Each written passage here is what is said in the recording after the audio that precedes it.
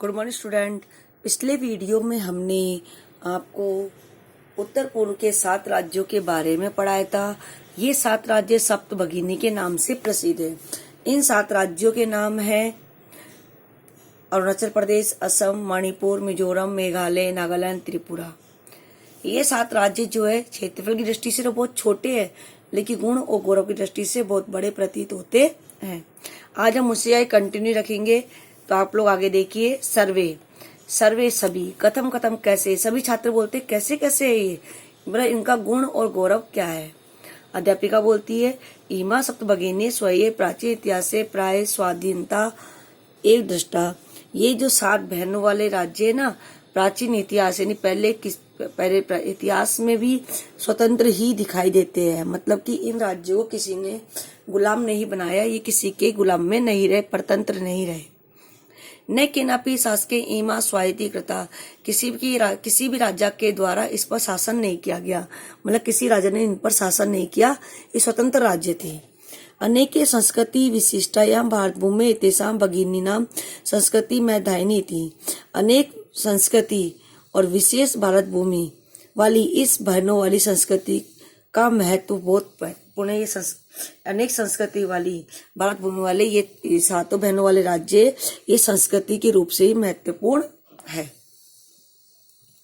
तन्वी अयम शब्द सर्वप्रथम कदा प्रयुक्त है।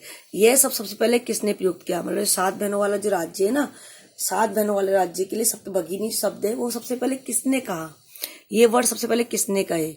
अध्यापिका बोलती है श्रुते मधुरो शब्दोयम, सुनने में मधुर यह शब्द सबसे पहले पिछली शताब्दी में, कितने में, 1972 में त्रिपुरा राज्य के उद्घाटन के समय किसी के द्वारा फैलाया गया।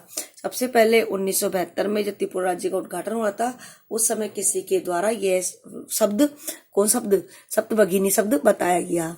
अस्मिन काले एतेषां राज्यानां पुनः संगठन हुआ था। इस समय इन राज्यों का पुनर्गठन किया गया था। इस समय क्या कहता, इन राज्यों का पुनर्गठन भी किया गया था। अन्यथा किमपि विशिष्टम अस्ति, क्या इनकी दूसरी कोई विशेषता भी है, क्या इनकी कोई दूसरी विशेषता भी है, मतलब इसके अलावा कोई और विशेषता भी है क्या इनकी। अध्यापिका बोलती नूनम अस्ति, निश्चय है ना। पर्वत वृक्ष पुष्प प्रवृत्ति भी प्राकृतिक संपदा भी संपदी सुसमदानी संति। पर्वत, ये जो राज्य है पर्वत वृक्ष पुष्प इत्यादि प्राकृतिक संपदाओं से संपन्न है। ये जो 7 राज्य है ना, ये पर्वत वृक्ष पुष्प प्रवृत्ति आदि प्राकृतिक संपदाओं से पूरी तरह संपन्न है। भारत वृक्ष च पुष्प स्तबकसरासानी विराजन्ते एतानी, और भारत रूपी वृक्ष पर ये फूलों के गुच्छे यानी गुलदस्ता के समान विराजमान है। ये जो राज्य है भारत रूपी वृक्ष पर एक गुलदस्ते के नाम, फूलों के गुलदस्ते के समान सुशोभित हो रहे हैं। राजीव बहुती होता है, ऐसा है। ग्रहे यथा सर्वाधिका रम्या मनोरमा च भगिनी बहुती, ऐसा है कि जिस प्रकार घर में जो बहन होती है सबसे अधिक सुंदर, सबसे अधिक प्रिय होती है, जिस प्रकार घर में जो बहन होती है सबसे अधिक प्रिय, सबसे अधिक सुंदर होती है, उसी प्रकार भारत रूपी घर में भी ये 7 बहनें सबसे अधिक सुंदर है। उसी प्रकार भारत रूपी घर में भी ये 7 बहनें सबसे अधिक सुंदर है। अध्यापिका बोलती है मनस्य आगता ते इयम भावना परम कल्याणकारी में, मन में आई तुम्हारी ये भावना बहुत अधिक कल्याणकारी है, परंतु सभी ऐसा नहीं समझते कि तुम लड़कियों के बारे में ये सोचते हो कि लड़कियां घर की शोभा होती है, ये बात बहुत अच्छी है, लेकिन सभी ऐसा नहीं समझते हैं।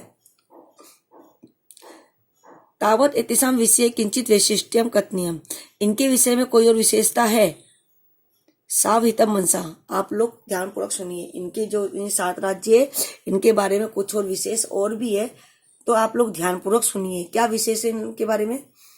जनजाति बहुल प्रदेश, यह जो 7 राज्य है ना, इसमें जनजाति की बहुलता है, मतलब जनजाति के लोग ज्यादा रहते हैं। मीणा हो गए, जैसे कि गारो खासी नगा मिजो, ये जाति यहाँ पर अधिक रहती है। गारो खासी नगा मिजो इत्यादि जनजाति यहीं पर निवास करती है। शरीर ऊर्जा अश्विनी, शरीर से ये लोग ऊर्जावान होते हैं। कैसे होते हैं, ऊर्जावान, शरीर से ऊर्जावान होते हैं।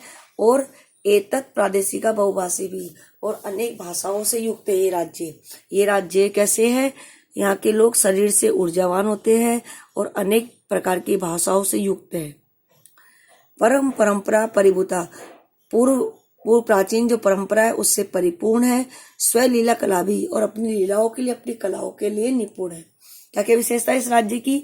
इस राज्य में तो जनजाति के लोग बहुत रहते हैं। दूसरा, शरीर से, यहाँ के लोग शरीर से ऊर्जावान है, मतलब शक्तिशाली है। तीसरा, ये जो राज्य है अनेक प्रकार की प्रादेशिक भाषाओं से युक्त है। फोर्थ, ये अपनी प्राचीन परंपराओं से युक्त है। फिफ्थ भाषा इसमें, फिफ्थ है कि ये यहाँ की लीलाएं, और ये राज्य अपनी लीलाओं में, अपनी कलाओं में निपुण है। मालती बोलती, महोदय तत्र तु वंश वृक्षापि प्राप्यते, वहां तो बांस के वृक्ष भी होते हैं। बस कौन से वृक्ष? बांस के वृक्ष। लकड़ी होती है जिसकी लकड़ी से छोटे छोटे खिलौने वगैरह बनाए जाते हैं, घर बनाने का काम में होता है, फर्नीचर बनता है, तो बांस की लकड़ियां फेमस है। तो यहाँ पर बांस के वृक्ष बहुत अधिक पाए जाते हैं। वंश वृक्ष यानी बांस के वृक्ष। अध्यापिका बोलती, हाँ प्रदेश से अस्मिन, यह प्रदेश हस्तशिल्प कला की बहुलता है। इस प्रदेश में क्या है? हस्तशिल्प कला की अधिकता है, मतलब कि हाथ से बनी हुई चीजें यहाँ की प्रसिद्ध है। वस्त्र भूषणे बे, वस्त्र आभूषण से लेकर घर के निर्माण तक सभी चीजें बांस के वृक्ष से बनी हुई वस्तुओं का उपयोग होता है। वस्त्र आभूषण से लेकर घर के निर्माण तक सभी जगह ना बांस के वृक्ष से बनी हुई वस्तुओं का ही उपयोग किया जाता है, क्योंकि यहाँ पे बांस की वृक्ष की प्रचुरता है। यहाँ बांस के वृक्ष बहुत अधिक पाए जाते हैं। इसलिए वंशो उद्योग, इसलिए इस उद्योग ने पूरे अंतर्राष्ट्रीय ख्याति भी प्राप्त कर ली है। इसलिए इस बांस के उद्योग ने पूरे अंतर्राष्ट्रीय, मतलब पूरे संसार में प्रसिद्धि प्राप्त कर ली है। अभिनव बोलता है, भगिनी प्रदेश महत आकर्षक, ये बहनों वाला प्रदेश तो बहुत अधिक आकर्षक दिखाई दे रहा है। ये बहनों वाला प्रदेश तो बहुत अधिक आकर्षक प्रतीत हो रहा है। सलीम बोलता है, किम भ्रमणाय, क्या हम घूमने के लिए ये प्रदेश ठीक है? क्या घूमने के लिए प्रदेश ठीक है क्या? सभी छात्र बोलते हैं, उच्च जोर से बोलते सभी छात्र, महोदय आने वाली छुट्टियों में हम सब वहीं जाना चाहते हैं। आने वाले समय में हम सब उसी प्रदेश में घूमना चाहते हैं। किस प्रदेश में? 7 बहनों वाले राज्यों में।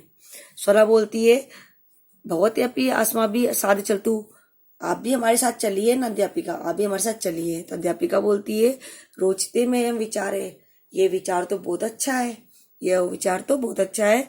एतानी राज्य तो ब्रह्मणार्थम स्वर्ग सदसनी थी, ये राज्य तो घूमने के लिए स्वर्ग के समान है।